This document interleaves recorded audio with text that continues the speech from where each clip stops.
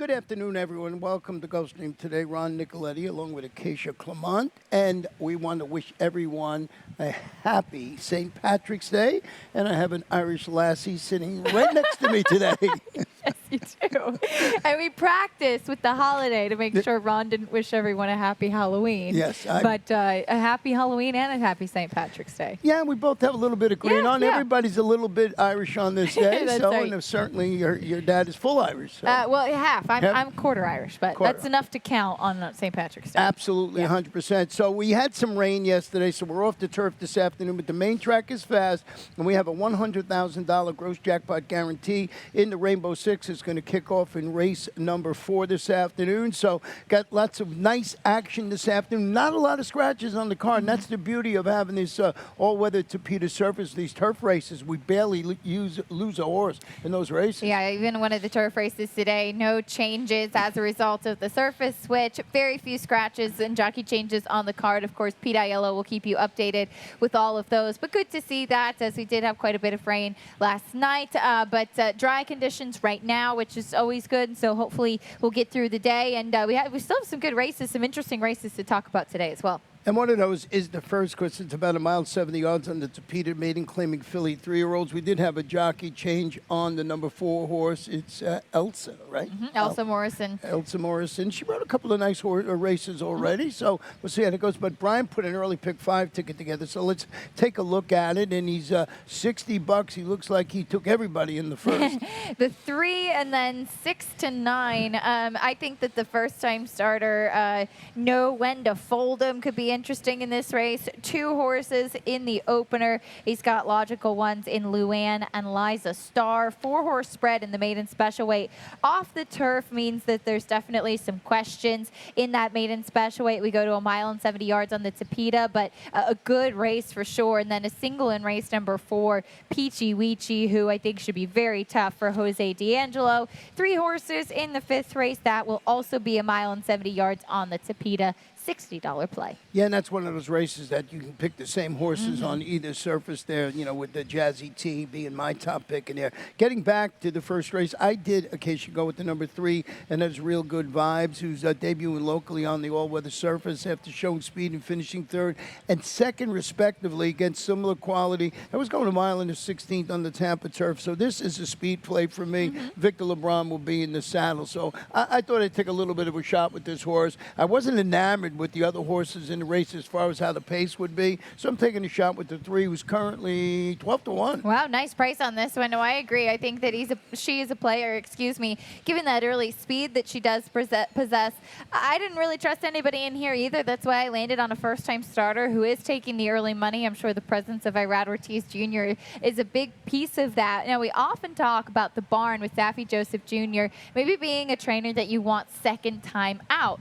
But I thought that this was funny as I was playing around with Formulator. We'll take a look at this stat. First-time starters on the dirt in maiden claiming. The numbers are very strong. A 27% win out of 33 starters, 58% in the money, and a positive ROI of 282. So this one's going to be a short price, but this stat kind of pushed it over the edge for me. Just maybe being a logical, well-spotted place for this filly by overanalyze, and firsters on the dirt and maiden claiming. That's where you can take the barn first time out. A little further down than you, I have in 3rd. You have it a little further down, and that's California Gigi, who's dropping to 16 level of finishing a workman like 6th in her 40 maiden special debut, going 1 mile 70 yards on the Tapeta for Michelle Nie. She's got 2 in here. She also has Emoto. Jesus Rios to top this half of the uncoupled entry. Once again, the reason I went with the number 3, Real Good Vibes, and you went with the first-time starter, I didn't find anything else underneath the 2 horses that we like that I can use with any confidence. No, I agree. And I took the other, as you mentioned, Michelle Nie runner and Moto. As this one had trouble at the start, so I'm hoping that a little bit of a better break today can help this filly improve. Well, let's go to race number 2 this afternoon. We're on the fast main track, and this is 6 furlongs claimers. Fillies and mares 4 and up, $6,250. No scratches or jockey changes today. And I was curious to see what you're going to do with a horse that we know very well around here for Live as a Star. I also put this horse in 3rd. Got a resume, I think, a 12-time winner on this main track. But I went with the number 2, Beauty Queen. You could start with your horse with the number 3, Luann, who I think might be the logical one in here. Yeah, Luann is tricky because she was claimed for 12.5, and she drops in for 62.50 today. So that is a little bit of a question, but I think it's Gilberto Zerpa being just realistic with her. She's been on the shelf since December. Food for thought is we'll take a look at this trainer's stat with this type of move. First off the claim with a drop, it's 3 for 5, winning or in the money. So a limited sample size, and it's a big ROI of 560. Just thought that was interesting. Jose Ortiz is aboard here. Blinkers go on. She has some natural speed. I liked the fact that she was probably going to sit right behind Liza Starr and Lawn Dart, who should be really forward in this race, and thought that this was just a logical spot for her. Yeah, you know, and Jose Ortiz, who you mentioned, had a really nice 4-win day yesterday. He beat my long shot, but with a nice ride up the rail. But he had a fantastic day. I did go with the 2 in here, Beauty Queen, who's dropping a level on the claiming scale, turning back to 6 furlongs. You look last, stalked the pace, finished third against those 8 claimers, going 7 furlongs for Muhammad Mubarak and his Angel Arroyo named to ride. I just thought this horse fit nicely in against this level of competition. I think 5 or 6 to 1 on the morning line. And Muhammad has had a limited number of runners, but the horses have been running. He's had 5 starters and 2 seconds and 2 thirds. So 4 out of 5 have hit the board as far as his runners do go. I do think Liza Starr is probably the quote-unquote horse to beat, as she is a reclaim for Peter Walder, and he was actually the last trainer that she won with. So I guess that's the question. Is she still as good as she once was? Because when he had her the first time, she was running against much tougher competition than she is now. Yeah, and those last couple of races were hard to get over. That's why I believe we both put a little further down on our ticket. Let's go to race number 3 this afternoon. And this one is about a mile 70 yards on the Tapeta now, originally scheduled for 7.5 furlongs on the turf. These are all 3-year-old fillies. And we're going to start it off in here with the horse I had on top, and that's the 5 Blight Spirit. Stretching out after finishing the slow starting 5th. That was going 5 furlongs on the Tapeta for Jack Sisselton. What do I want to go back? Now, this is a couple of starts back, and it's on the turf. And the reason I kept this on, I wanted to show you that this horse can run well going long, which this horse is going to do today. Yeah, I really did not like her cutting back to 5 furlongs last time. She does not look like a sprinter at all. So I think that the stretch out really should suit quite well. As this race, 2 starts back behind On Alert, ran well. I thought was competitive in this race, coming up the rail, not an easy position to be in for a young filly. I do think that she wants no parts of sprinting, and she's also forwardly placed more when she goes 2 turns. And yeah, she was so game there. You know, they were coming all around, and like you said, she was on the inside. She still held on to finish second in here. Now, you did go with the number 6 horse on top of your ticket, and I'm so sorry. Yeah, this was my price play of the day. We'll see what happens as she tries the Tapeta, but it is a layoff to deal with, to be fair. My notes from her debut in Saratoga were that she maybe mentally and physically needed to develop a little bit more. She could have been a little bit stronger. Mystic Eyes, who beat her, was just the one who was furthest along. She was very quick that day. She went on to try Stakes Company. This one has a pedigree to suggest that going long should suit her well. I watched some workouts on XBTV, and it looks like she's training well for the comeback as well.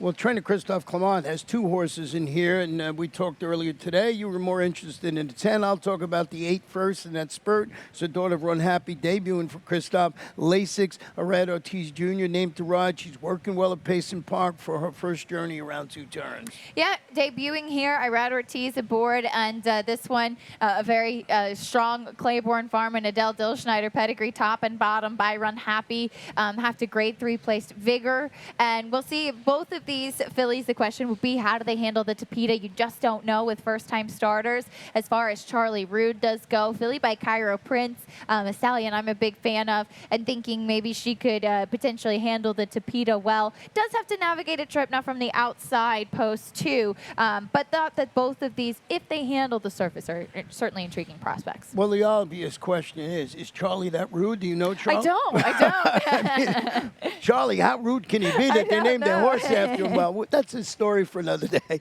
We'll take a short break. When we come back, we'll have my Rainbow 6 ticket. And they're off. Second in the 2 path. Round off first inside. Race.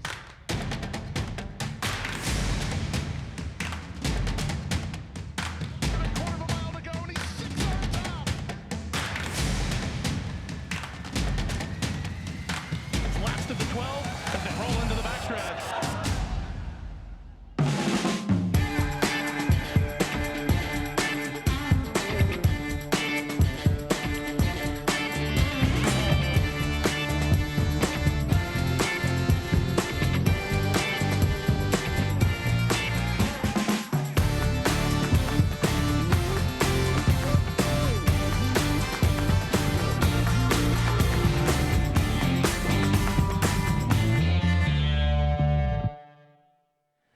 Welcome back to Gulfstream today, Ron and Acacia. And hey, happy St. Patrick's Day. So to everyone, You got it out right there- twice. I got it right twice today, and I'm sure everybody will be toasting this afternoon a little bit. Not us, of course. We'll be working all day here, but afterwards, that doesn't. We're not going to talk about that right now. Fourth race is going to be a 7-furlong sprint on the Fast Main track. Let's take a look at my $43.20 ticket. I wasn't changing anything because it was a holiday. 3 deep in here. We'll talk about this race in a minute. I thought, the race that's coming off the turf in race number 5, a mile 70 yards now on the Tapita. I like Jazzy T still, so we'll see how that plays out. And 2 deep in race number 6 with Don Zatali and the number 4 Kosi, who came from the clouds last time out. And number 1, Awesome Pudding. I know that Dave Joseph likes this horse this afternoon, and the 4 Creative Cloud. Race number 8, 3 deep in there. That's another one that came off the turf. I lost my long shot play in there today, but it was for the turf. And then the last, I'm just going with Cashiton and Phil Zano. I like it. Phil Zano. Filzano, got Phil it. Zano. Getting back to this race, 7-furlong starter optional claimer. Phillies 3-year-olds started for 16 or less to the optional tag of $16,000. Boy, it looks like the race goes through Peachy Weechy, who's dropping into the starter optional claimer. Yes, Peachy Weechy. we all love the name. Philly by Overanalyze. 1 of 2 in here for Jose D'Angelo. And I just thought that this one had a touch of class. I mean, she faced it much tougher with Moofy and Hot Peppers last time out. And I know that this is a 16 allowance optional claiming. She was for a 75,000 allowance optional claiming last time. Ran well, 2 starts back, second behind Leviosa, who we're going to see in Stakes Company on Saturday. So I thought that she had the class edge in this spot. Yeah, when you see Hot Peppers on your, your past performance line, that horse was on a 3-race win streak. Really a nice horse. And Jose D'Angelo has Jose Ortiz handling the class relief this afternoon. Like we say, sort of jumps off. I was almost thinking of singling this horse on the ticket, but I used the 2 horse in here. I had some interest in Presley's Hope. Stepping up to face winners after responding to a drop down in competition was really a rousing 5-length score against those 16 maidens going this 7-furlong distance, and that's what sold me. Proven commodity at this in-between distance for Ken Sweezy, Tyler Gaffleone in the saddle. Yeah, it's interesting because I didn't know what to do with this horse because she ran so well last time. I don't know what she beat, but then the question is, does she really face much in here today? I included the 5 Playa Inclusión first off the claim for Jose D'Angelo. So I've got the barn 1-2. This one is stepping up in class, whereas the other filly was facing tougher. The morning line favorite is actually Del Rey Dolly, which I didn't realize, and I know that she's on a 3-race win streak. I thought that she's facing a little bit tougher in here today, and will need to step up, and it's a tough ask for any horse, particularly at this level, to go 4 in a row, but she's in good form right now. Yeah, I was torn between putting her on the ticket or not. When I went back and saw she was the morning line favorite, I said, maybe I missed this horse a little bit. Of course, ridden by Edwin Gonzalez this afternoon. Mary Epler is the trainer, and Jose D'Angelo, that Playa Inclusion, however you said it, ran on a wet track, so watch the skies today and bet accordingly, I guess. The 5th race this afternoon was originally scheduled for 7.5 on the turf, now to be ran at 1 mile and 70 yards on the all-weather surface. Claimers, fillies and mares, 3-year-olds and up, non-winners of 2 in life, 20 down to 16. That's right, 3 and up. We're starting with the 3 and ups now. At this time of year, just a question, do you put that into your equation when you put it in? Do you use 3-year-olds at this time against older horses? I think I look at it more for the horses that are more lightly raced and haven't been exposed to that much, and when it is such a big jump to face some older horses that are so much more seasoned. For some horses like this, in a race like this, you have some horses, for instance, Candy Meister is actually the only 3-year-old in this race, and this is a horse that's already raced 8 times, is faced tougher, is taking a drop in class. So I think you need to weigh all of the pluses and minuses. Don't just look at the age. Yeah, sometimes a lot of guys just toss it out immediately, so make a good point. And Brian put a late pick 5 ticket together. Let's see what he used in this opening leg here. He went 3 deep with the one, like I said, Jazzy T.O. I think might still be the logical one in here. Katie's Dream Girl and English Charmer, horses that make sense. 3 3-horse spread in race number 6 on the Tapeta. 7th race, he's got the 2 Market Cap, who could be interesting on the drop in class, along with the 4 Creative Cloud, the favorite. 2 horses in the 8th race as he goes to Feats of Feather. Interesting one coming in from out of town. And the 11 Isla Bonita. That is in race number 8. And then 3 horses in the Nightcap on the Tapeta in that maiden claiming. Got Filzano and some logical horses in there for a $54 play. $54 play for the late pick 5. Getting back to this 5th race, I was talking a couple of times about the one Jazzy T. And if you look at Jazzy T, 3 for 3 in the money on the Tapeta, returns prompt to pace, got caught late in back-to-back races going longer on the turf.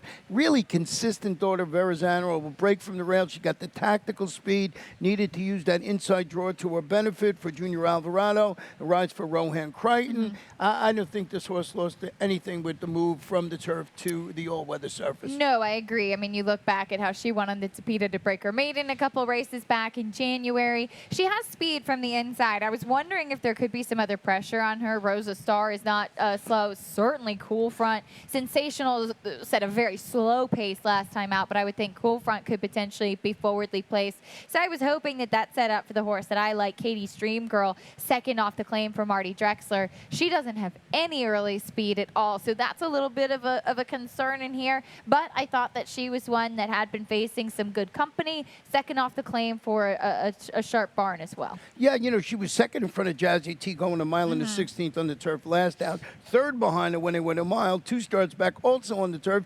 Maybe this one wins the rubber match on the Tapeta this afternoon. Marty Drexler doing an excellent job. Claimed her 2 starts back. Jose Ortiz in the saddle today. I used in the number 3rd spot. Sensational is dropping a level on the claiming scale. Returned from a 14-month layoff to finish a set the pace 4th against 25 two-lifetime claimers going a mile on the grass. Carlos David, 2 for 4 with second start off the layoff. The big question, does this one go up and look Jazzy T in the eye, and how does it run on the all-weather? Yeah, I don't think that she's as fast. She set very slow fractions last time, and she really had everything her own way and wasn't able to sustain it. She did have a long layoff that she was dealing with. I would expect Cool Front, who seems to be just a little bit naturally quicker, but we did know that Sensational was able to show a little speed. She was handled aggressively off the layoff. Does she come back, and is she as good as she once was? As I'm sure she's been a frustrating horse with a 5-year-old just racing 4 times. Race number 6 this afternoon, about 1 mile 70 yards on the Tapeta. These are fillies and mares, 4-year-olds, non-winners of 3 in life, 12-5 down to $10,000. Jockey change on Kissing Frogs. Jose Morelos, he had a couple of really nice wins 2 wins yesterday. Yeah, he looked pretty good. So we're going to start it off with, you know, I went with the 2, and so did you, and this is Dan Zatal, or Dan Zatali, however you want to say it. Should be primed and ready to get back to the winner's circle. She had that 2-race win streak on the Tapeta end. When she returned from the layoff, she stalked. She finished 4th against those 3 lifetime foes. Looks like she's sitting on a good one. I agree, and she was just kind of zipping through her conditions, so to speak. So I think you can be a little bit forgiving of that too. Broke her maiden, came right back in the non-winners of 2. This will be her 2nd time at this level of competition. Yes, she did face some others in here that she will rematch with, but I would expect that she's one that kind of has a little bit more upside to her. You look at a horse like the number what is it? 6, No Down Days. I couldn't find her, who finished 2nd in that race. Yes, she showed some speed, but she's one that is kind of hard to trust. Does she come back to it? Is she able to turn things around? I put that filly in 4th because she does have some speed. I just don't really know if we can trust her. Well, the horse that we both have in second, Co-C, is stepping up to the next level. We're going to show you this horse. We're going to pick it up. We're going to show the top of the stretch of the wire when Co-C is out there by the popcorn stand. 1, 2, 3, 4, 5, 6, 8 wide. And comes. You see Emma and I is also in the race, and just wanted to mention that she finishes third. But you just look at this horse on the outside. I don't know if this horse will get this perfect setup again, but it looks like, they didn't go fast up front, so I thought it was a good performance.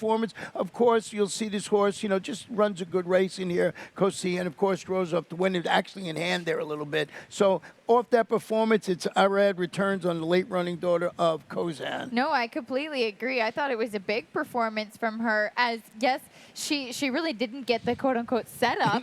Things maybe did fall apart a little bit, but it wasn't a really fast pace that she could run into. Definitely one of her better performances visually that we've seen. Though the figure was actually slightly lower than what she's been running in her last couple. I thought this was a really tricky race, just as far as who could potentially show up today. Yeah, and tell me about kissing frogs, not actually kissing the frog. Well, I'm going off her race 2 starts back. I know that was when she was with Bill Mott, but I really think physically she's a mare that prefers the Tapeta and can handle it well. So we'll see how she does back on that surface. Let's go to race number 7, 6 1/2 furlongs. Claimers, once again, 3-year-olds and up with non-winners of 2 in life. 12-5 down to $10,000. We both went with the inside horse. Awesome Pudding making the third start from off the layoff. And she has the inside. She has quite a bit of speed. Things are simplified. She belongs at this level where she finished second last time out. I would expect, yes, it's tough being drawn down inside going 6 1/2, but Tyler Gaffalione can just put her on the engine and she can run away from everybody else. Ralph Nix, 31% this meet. Yeah, he's just been on fire. I actually put Red Hot Trainer in my analysis. Creative Cloud, who we both have in second, is dropping to the 12-5 level after moving to the Mark Hennig barn via that $35,000 claim. Showed speed and faded against 35 2 lifetime claimers. So here, dropping to the 12-5 level, Edwin Gonzalez, class relief. This is a shaky proposition. It is, and she was claimed for $35,000 2 starts back. They came back and ran her at the same level. It was a pretty quick pace. She just didn't really do much running that day. So we'll see as she is second off the claim. She drops in class. She's obviously a player, but can you really trust her, I think, is the question. The number 3, Windy City Red, ran a good third last time out, 4:12.5. Kind of felt like that might have been the right spot for her to get the win. So she's another one that I think is a little bit tough to trust, but does make sense. Excuse me. Yeah, you know what makes this is the horse's first ever race on a dirt track. Yeah, it is. It is. That's true. You think, well, try the Tapeta, so they want to try something here, so maybe you factor that in. Race number 8 this afternoon was originally scheduled for 1 mile on the turf, now to be run at 1 mile 70 yards on the Tapeta. If you're just joining us, of course, we're off the turf this afternoon. It's an allowance optional caper, state-bred fillies and mares, 4-year-olds and up. The optional claiming price of $20,000. Lost the 7 and the 9. The 7 was my long shot play on the turf, but that's for another day. And I just think that My Sunny Valentine is the logical one. I think so, too. She actually won on the Tapeta last time out as the race came off the turf, so we know that she can handle the surface with the races off the turf again today. She has tactical speed, and she's obviously improved, too. Her last 2 races were the best ones we've seen. We're going to go back and show you the one from 2 back. I mean, this one was at Aqueduct. It was 2 starts back. But, boy, this is on the turf, I know, and you're supposed to be able to translate it. I thought this was a really nice performance from she finished as second along the inside. This was a huge step in the right direction for her in this race as she was able to kind of duck down to the inside and closing up the rail there. Control function beat her in this race, but I thought that she kept on pretty gamely. Again, down on the inside, she just kept going along the rail and just misses really when they come down to the wire with the Klarovich horse closing outside. So it was a big performance. She won easily last time off the turf on the Tapeta. I think she's the one to beat. Yeah, John Kimmel, Arad Ortiz Jr. going to hook up with that one. The 2 looking like a queen who's really going to have to wake up big time after showing some early interest in fading against those 16 starter allowance runners going a mile 70 yards on the Tapeta. I left this horse on my ticket. I think maybe there's a little bit of an upside, but I think this horse was well suited for the turf today. Yeah, that could be an interesting point, maybe seeing this one get back on grass. I thought coming off the turf actually helped the number 10 causing a hullabaloo, as this one ran really well on the Tapeta last time out in that off the turf race in the state-bred allowance optional claiming, and seemed like this was a horse that had kind of been trending in the right direction, took a big step forward last time, and we know can handle the surface. Let's go to the finale today, and this one is about 5 1/2 furlongs on the all-weather Tapeta maiden claiming 3-year-olds, 25 down to $20,000, and we have our exacta flip-flop, and I think we have a scratch of the 4 and the 9, and the jockey change on the 2 is Lionel Reyes. Well, let's start with your 3 horse in here, Phil Zano. Well, we have a replay, Let's right? go. Yeah, we'll show that video. You're going to see Cashiton, Phil Zano, and Leanne's Warrior. We're going to pick it up from the top of the stretch to the wire, and just watch this race as they go down. Now, you have to realize the horse on the front end is 35-1, and that is Worldly Manor. And these horses tried as they might, but could not get past this horse. Yeah, it was amazing. And they went quick, too, up front. They went 21-4, 45-4. And you can see Cashiton was right up there on top of that pace. So I can certainly understand being forgiving of that one. Down on the inside in the uncomfortable position is Leanne's Warrior, and closing outside is Phil Zano. Yeah, and they just missed. Phil Zano almost got there, so lit up the tote board. So you can go to Cashiton or Phil Zano. You figure out who ran the best race in there. And the number 12, Leanne's Warrior, will depart from the outside. You saw this one in that race, too, in David Fawkes, who claimed it 2 starts back. MCL Jaramillo named to get the position as soon as they spring the gate. This horse has got to jump out there and get position. Well, I really thought actually all 3 horses coming out of that race ran quite well, and clearly we agree on that. I think that they're all players in here. Outside post last time for Cashiton has to deal with an outer post, a couple scratches inside, which should help. But I thought that the race kind of went through those rematching out of that February 18th race. Well, that wraps up the 9 races for us, but we are not done yet. Of course, we have the ever-exciting lightning round that Acacia put together last night. And, boy, everybody going to be in Dubai. We got some good horses going to be in Dubai. We do. We have some rooting interest as well. But we have our Pegasus World Cup winners, Life is Good and Colonel Liam, both from the Todd Pletcher barn. And here they are getting on the van. This is a tweet from Todd Pletcher's stable account. And if you go on there, you can see also them arriving in Dubai, rolling in their stalls, which is great. But what terrific horses. Back-to-back Pegasus World Cup turf winner, Colonel Liam. And then, of course, Life is Good, who Todd had said the Dubai World Cup was the plan for him all along. Yeah, Life was good. Yeah. That horse was, you just said goodbye to the whole field in it. So, yeah, of course, we have that great rooting interest for them, and it's great. If you have a chance to go to Todd's thing to see. Now, Colonel Liam only rolled over once. Life is Good rolled over twice. So maybe that's a handicapping angle. We'll have to see there. What else we got going? Well, today is Thursday, which means tomorrow, Friday, the ever-popular Stronach 5 is back, and we have the lineup for you. We have Maryland, 2 races from Laurel Park, 1 from Santa Anita, 1 from Golden Gate, and race 9 from Gulfstream Park here. Low 12% takeout. I thought the biggest price last week, if I remember, was $11.80 or something from Gulfstream. They paid $5,600. So, you know, this thing always pays well. Just got to figure it out. And, of course, this weekend we got triple stakes action on Saturday. We do some really exciting stakes action, including the Hutchison, a really historic race here at Gulfstream Park for a dirt sprint. And you can see the field of 7-5 favorite Nitrous Channel, who got a huge figure for his debut for trainer George Weaver. This horse got a 94. We'll take a look at the stretch of his first race. 94 Buyer speed figure on February 5th. This was a huge performance. I'm really excited to see him tackle stakes company. Yeah, I mean, he was just so impressive, and, you know, we'll see what he's got. And, you know, you're right about the Hutchison. This is the 69th running of this race. Yeah, so much history in it, and a good field, exciting field. That'll go as race number 11 on Saturday. And Saturday will mark the 2-week mark for the Run for the Orchids, the Florida Derby, and you can get your tickets for the Curlin Florida Derby for Saturday, April 2nd. Yeah, and I heard that they're selling fast. No kidding aside, so make sure you get them. It's going to be a fantastic day of racing. You know, we had so much fun during the Fountain of Youth. I'm sure this will be just as good, if not better. And you'll be there, right? Florida Derby? Of course. I I'll never be there. missed them. Brian will be there.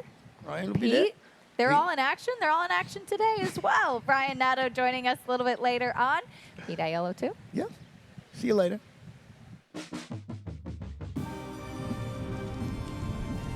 I remember the first time I came to Gulfstream, it was like this big fairy tale place. We back. Northern Dancer, winner of the Florida Derby. Yeah. All the history, all these great horses, trainers, jockeys. It is Barbaro to the final furlong. He is a neck in front. Barbaro wins! It was everything that I ever dreamed of.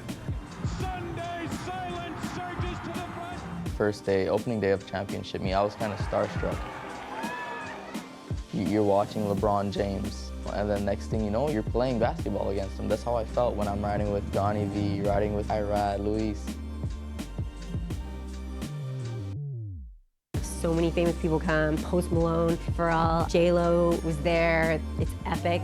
The weather is beautiful. The facility is phenomenal. It's all about Knicks Go. Knicks Go makes it 4 in a row. It's one of the most beautiful tracks in the country, surrounded by some of the greatest horses and riders. It's amazing.